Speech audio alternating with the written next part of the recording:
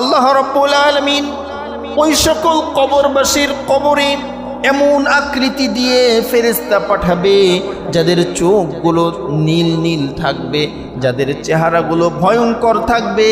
ওই কবরস্থ ব্যক্তি ফেরেশতার চেহারা দেখেই ভয়ে কেঁপে উঠবে। এত ভয়ঙ্কর চেহারা হবে, চেহারা দেখেই তার ভয় অন্তঃকরণের মধ্যে জায়গা পাবে। ওই সকল ফেরেশতারা তাদেরকে জিজ্ঞাসা করবে, কবরস্থ ব্যক্তিকে জিজ্ঞাসা করবে, বলো তোমার রবকে, তোমার দিন কি? নবীজিকে দেখিয়ে বলবে, ইনাকে চিনো নাকি? তারা বলবে, লা আদরি, আমরা কিচ্ছু জানি না।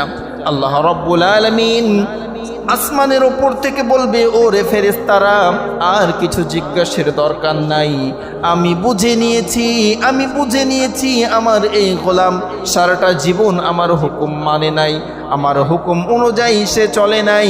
তার শরীরে একটা আগুনের পোশাক পরিয়ে দাও।